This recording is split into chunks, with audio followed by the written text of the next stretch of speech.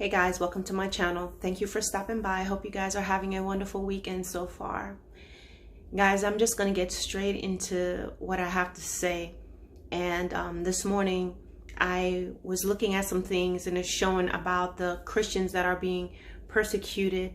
You know, they were talking about India actually over the past few weekends, how many people were being killed, you know, and why are they being killed, my brothers and sisters? They're being killed simply because they are refusing to renounce their faith in Jesus Christ.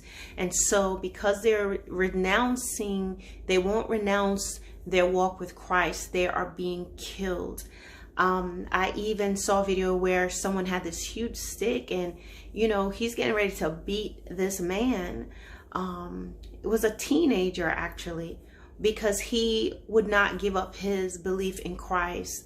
Of course, I could not bring myself to finish watching it. I was so heartbroken and broken, and I just broke down and just started to cry, like cry so hard.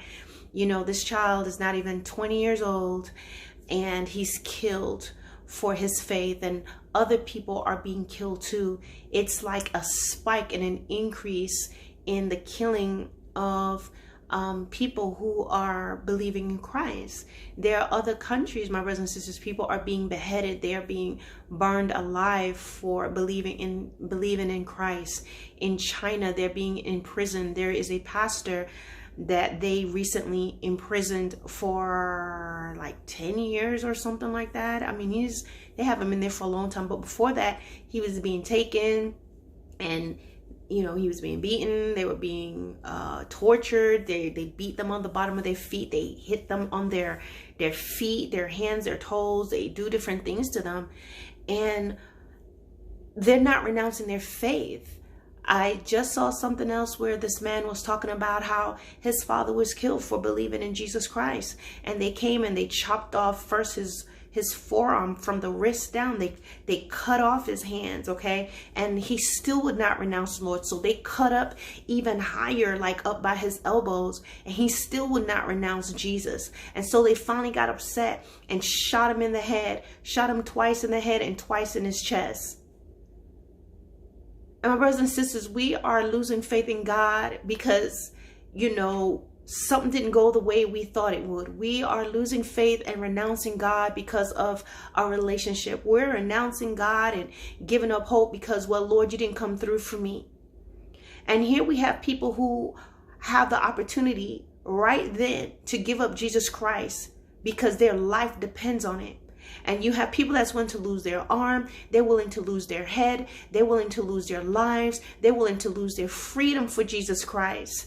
And here we find Christians that if something is going on in the house, if the husband leaves, the wife leaves, you don't get the marriage you thought, you didn't get the job you thought, something happens, sickness comes upon us, you know, loss. And I understand that loss happens. I'm not even taking that lightly, you know, especially when it's just, you know, a loved one or child. I can never ever say that I would even think it's something that we can imagine.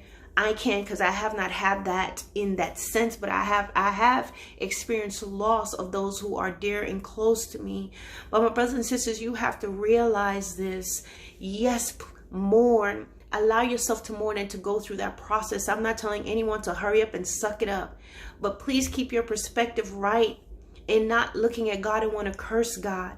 From the time that we are born, we have a time that we will die, and we have an order in which we think it should be, right? We believe that as a parent, we should go before our child. We believe that the younger should live longer than the older. But you have to realize that every last one of us have been sent on this earth for a specific time. There's a time that they must go back. There's a time that we must go back, and has nothing to do with the order of things that we expect.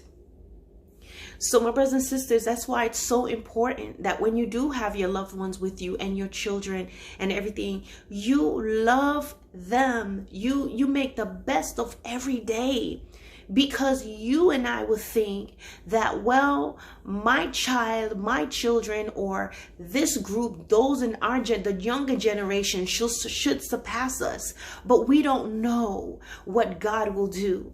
God lends us our loved ones and our families, and it's our job to love them and to cherish them as much as we can, because there comes a time when they will go back to the Father. And that's something that, while you must grieve and go through the hurt, please don't begin to hate God and blame God for these things. But getting back to what I'm saying, brothers and sisters, how many people is turning back from God just because of how you feel today, or because of what God didn't give you today, and because of you falling away because, well, you know, you don't feel like you're getting through to God, and you don't feel like you're getting close to God. But there's people who are losing their heads and their arms and their legs and being burned alive, and they're living in caves. My brothers and sisters, we have got to do better. We have to do better.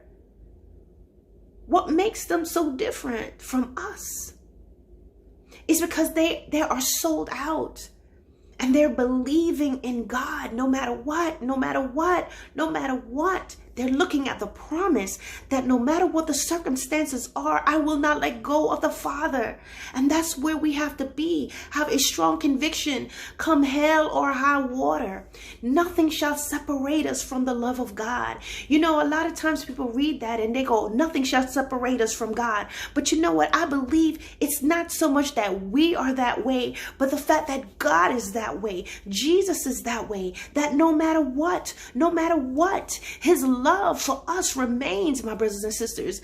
And if we get to the place that we love him with all our hearts, when we get to the place that we say, Lord, I don't know how, but if you can teach me and show me. And this is through a dedication in prayer, guys. Just like with that person you love, that person you dating, that person that you don't miss a day to Skype, you don't miss a day to Zoom, you don't miss a day to email and chat and to text and to send pictures. And if you look at your thread, you see how much you talk to this person or these individuals. Whatever it is that you're dedicated to, you'll see how much time you put in it.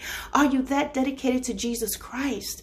Guys, there are people that are being killed, both boys and girls, men and women, old and young. They're dying for Jesus Christ. They're actually spilling their blood for Jesus Christ. People are being hacked to death for Jesus Christ. And here we are seeking the hand of God, because when he don't give us stuff and because we don't feel like it, we just let go. Sometimes even if you're just tired, you need to call out to him. Even if you feel like you want to give up and you want to let go, you have to call out to him. In our weakness, he is strong. But we must be in a place, my brothers and sisters, that no matter what, I've been there before. I felt tired. I felt wore out. But I knew I wasn't going to give up on the Lord. And I just said, Lord, this is the time where you said, where I am weak, you are strong. So Lord, I trust you with all my heart. I will not lean onto my own understanding. So God, I hold on here. And this is where he becomes a life raft, that no matter how much the waves and the waters are around you, that even though you're tired, stop kicking, stop trying to save yourself and hold on to the Lord. It is time, my brothers and sisters. Why are these people being killed? Because they're proclaiming the gospel, because they're not hiding their faith. How many people are ashamed? How many people are scared? How many of you that God is telling you to do certain things and you won't?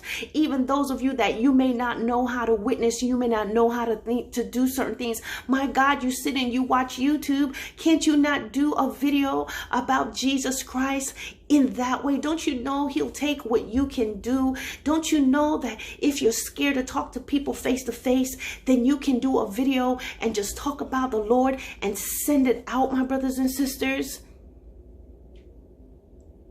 He meets you where you are, but you must be willing. But these people that died for Christ is because they didn't hide it. Because if they hid it, they wouldn't be killed. How many of us hide? How many of us let go? How many of us are compromising the gospel and we want to do things our way?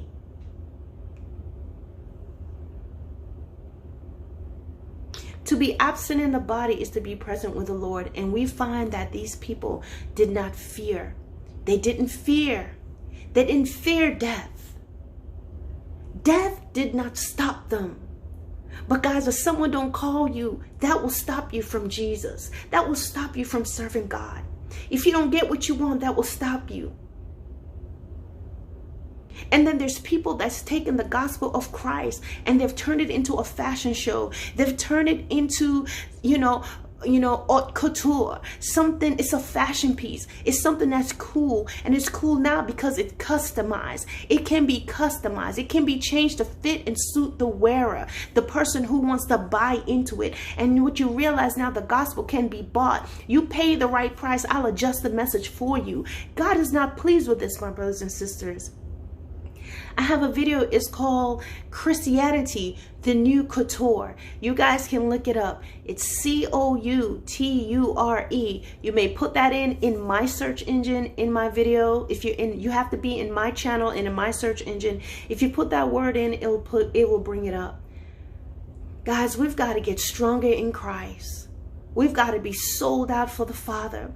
And we have to be in a place to pray for our brothers and sisters in Christ who are being persecuted for righteousness' sake.